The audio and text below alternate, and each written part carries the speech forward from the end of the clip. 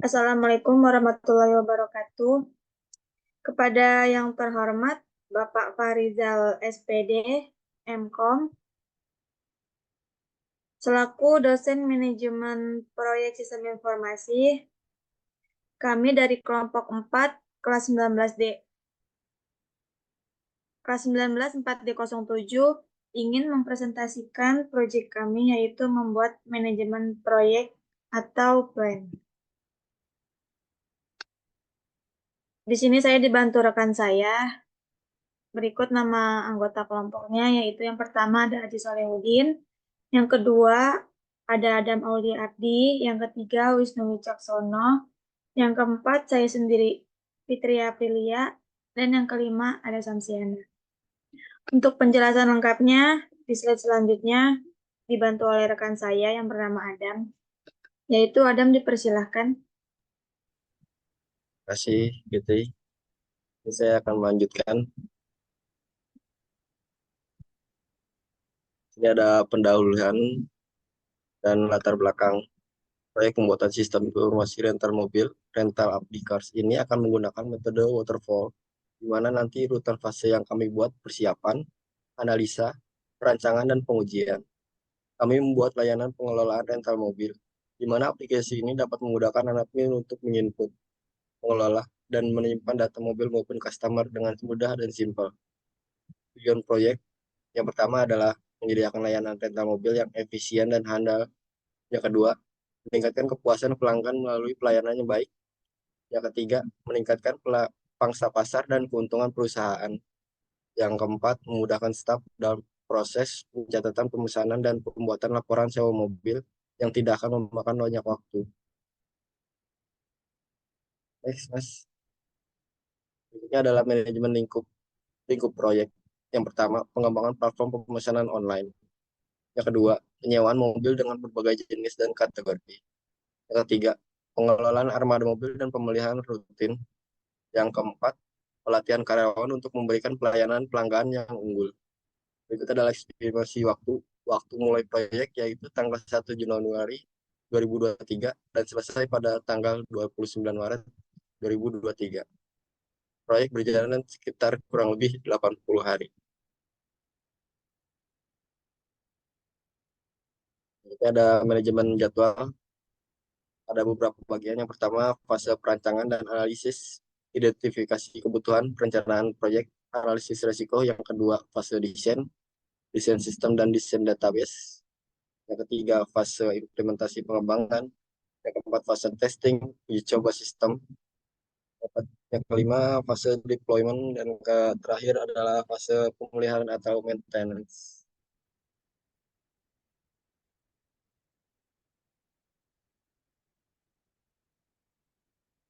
Next.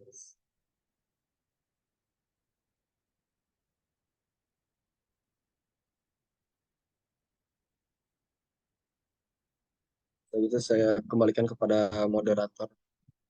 Jadi, silakan. Baik, terima kasih Adam atas penjelasannya. Untuk slide selanjutnya tentang manajemen jadwal, di sini akan dijelaskan oleh rekan saya, yaitu Samsiana. Kepada Samsiana dipersilakan.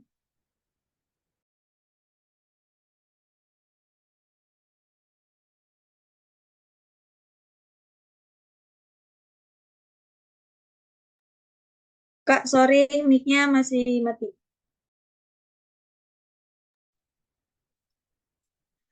Baik, di sini saya akan menjelaskan struktur manajemen plan rental mobil, di mana tahap awal kami melakukan analisis proyek, di mana nanti akan melakukan pembuatan proyek, terus melakukan pengkajian proyek, dan selanjutnya akan menentukan anggaran, dan selanjutnya akan melakukan penandatanganan, dan di tahap akhir di analisasi proyek ada pembentukan tim proyek. Dan di struktur yang kedua akan melakukan perencanaan proyek, di mana nantinya akan ada penjadwalan proyek. Dan selanjutnya ada analisis kebutuhan, di mana nanti akan melakukan pengumpulan data. terus penentuan fitur aplikasi dan penentuan fitur aplikasi dan melakukan analisis fungsional. Dan struktur yang keempat ada desain, di mana nanti akan melakukan perancangan antarmuka pengguna dan melakukan desain. Dan struktur yang kelima melakukan perancangan aplikasi, di mana nanti akan pembuatan database dan pembuatan fitur coding. Selanjutnya ada pengujian proyek, di mana nanti akan melakukan pengujian aplikasi dan validasi oleh pengguna. Dan selanjutnya ada peluncuran, di mana nanti akan melakukan hosting aplikasi. Dan selanjutnya ada struktur manajemen proyek, di mana nanti akan melakukan pelaporan proses proyek dan melakukan manajemen risiko, dan akan selanjutnya melakukan penutupan proyek. Dan struktur yang terakhir ada pemeliharaan, di mana nanti akan melakukan pemeliharaan rutin oleh web developer.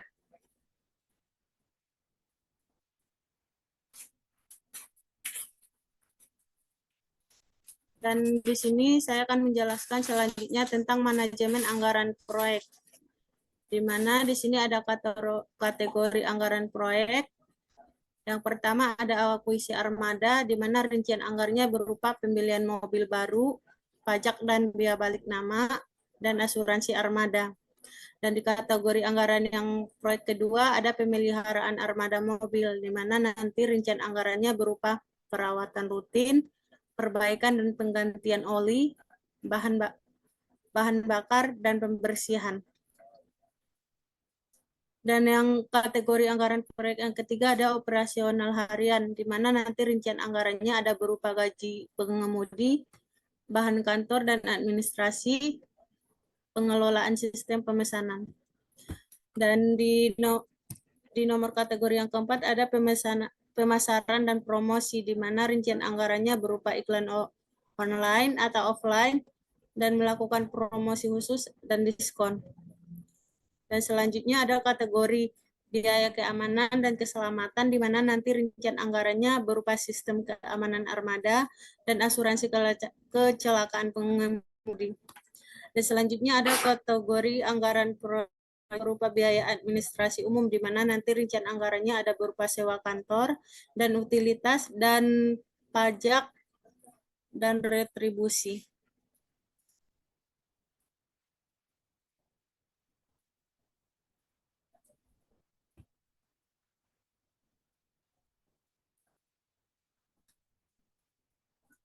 Dan selanjutnya saya akan menjelaskan manajemen biaya, di mana di sini nanti yang pertama kami melakukan kegiatan analisis sebesar 2 juta.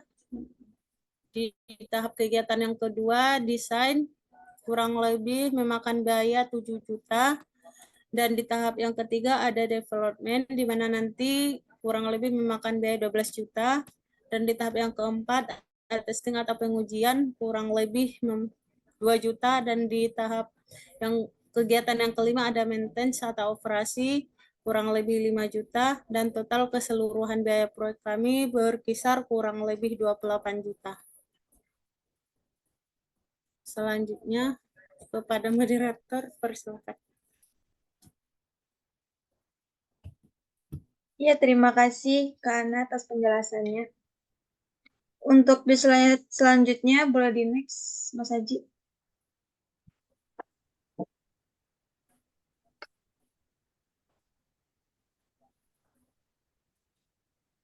Ya, untuk slide selanjutnya ini menjelaskan tentang manajemen kualitas. Akan dibantu oleh rekan saya, yaitu Mas Haji. Kepada Mas Haji dipersilakan. Oke, terima kasih atas waktunya. Di sini saya akan menjelaskan mengenai manajemen kualitas. Manajemen kualitas itu sendiri memudahkan customer mengecek status penyewaan mobil melalui handphone, pengalaman pengguna situs web, dan layanan pelanggan. Yang kedua ada pemantauan dan pengeluaran kerja. Memantau dan mengukur kepatuhan terhadap standar kualitas sepanjang proyek. Untuk selanjutnya, di sini ada metrik, metrik komunikasi. Yang pertama, pemangku kepentingan itu pemilik proyek. Pesannya, perkembangan proyek, keputusan strategis. Untuk sarannya, rapat proyek, laporan, frekuensi itu mingguan. Pelaku komunikasi, pemimpin proyek, mekanisme umpan baliknya, evaluasi rapat laporan proyek.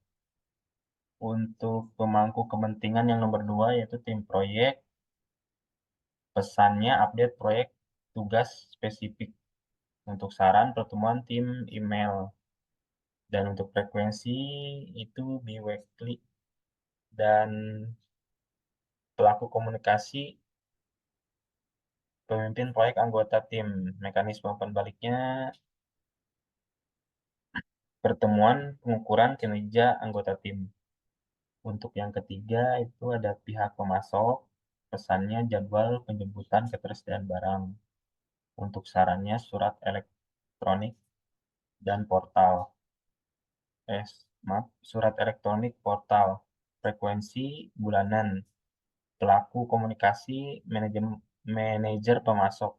Untuk mekanisme umpan baliknya laporan status pengiriman, pertemuan, evaluasi. Untuk yang terakhir nomor 4 tim layanan pelanggan.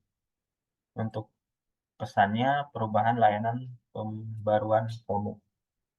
Untuk saran email, website.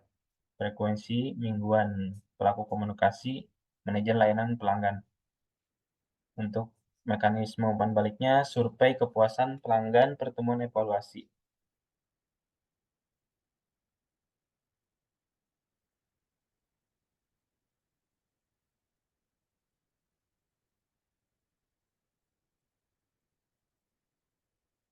Untuk selanjutnya manajemen resiko. Yang pertama ada potensi, di mana resiko ketersediaan armada mobil.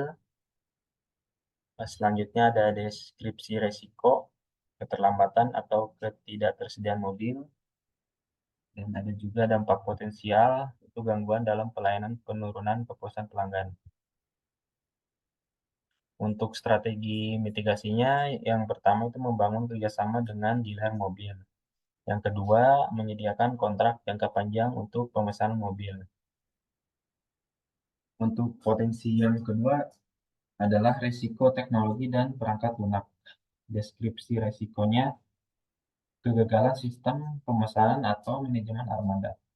Dan untuk dampak potensial, gangguan layanan, kehilangan data pelanggan. Untuk strategi mitigasinya, yang pertama pengujian menyeluruh sebelum peluncuran. Yang kedua, implementasi sistem pemulihan dan backup data yang handal. Cukup sekian penjelasan dari saya kembalikan ke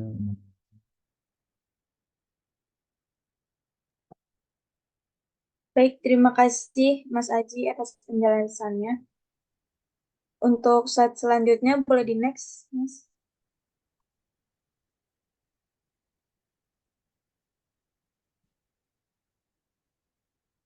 Untuk slide selanjutnya yaitu manajemen sumber daya akan dijelaskan lagi oleh rekan saya, yaitu Bang Wisnu. Kepada Bang Wisnu dipersilakan.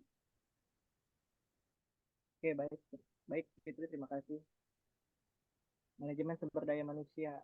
Satu Adam Aulia Abadi sebagai project partner. Fungsionalnya merencanakan, mengelola, memastikan, dan mengarahkan segala hal yang berkaitan dengan proyek.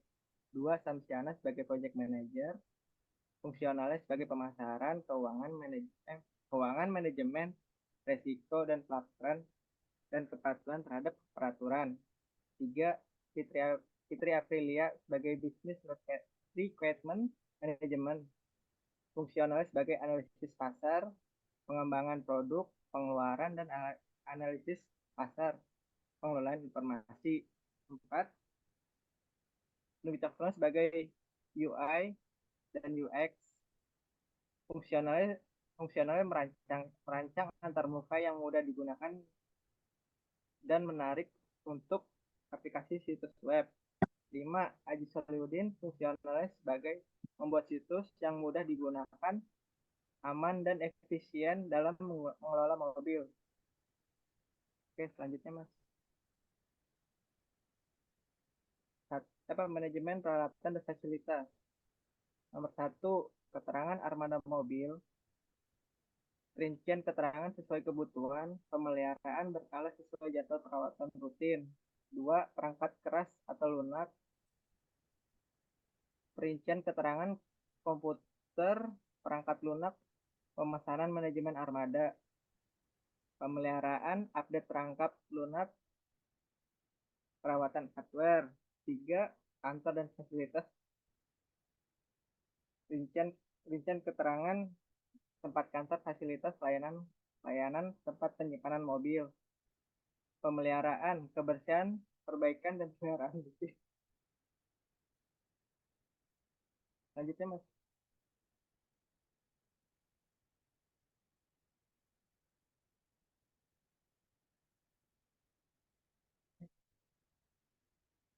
Manajemen pengadaan, pemilihan pemasok, mengidentifikasi dan menjalin hubungan dengan pemasok atau agen penyedia alat mobil, toko penyedia alat kebersihan, dan toko elektronik sesuai kebutuhan.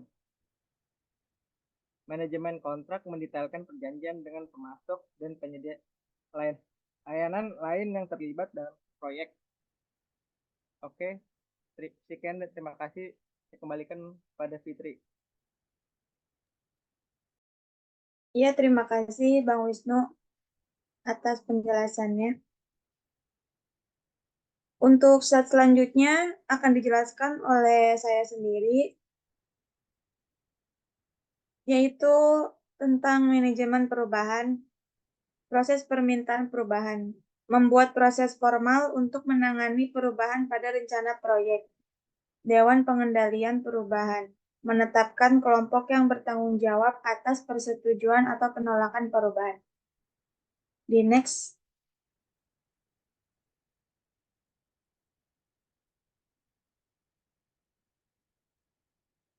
Penutup dan evaluasi. Kriteria penutupan menjelaskan kriteria keberhasilan dan penyelesaian proyek. Pelajaran yang dipetik adalah mendokumentasikan pengalaman, keberhasilan, dan area yang perlu ditingkatkan. Laporan akhir yaitu merangkum pencapaian dan hasil proyek. Di next. Baik, itu dia presentasi dari kami kelompok 4. Apabila ada kesalahan kata atau penulisan, mohon dimaafkan. Sekian dari kami. Wassalamualaikum warahmatullahi wabarakatuh.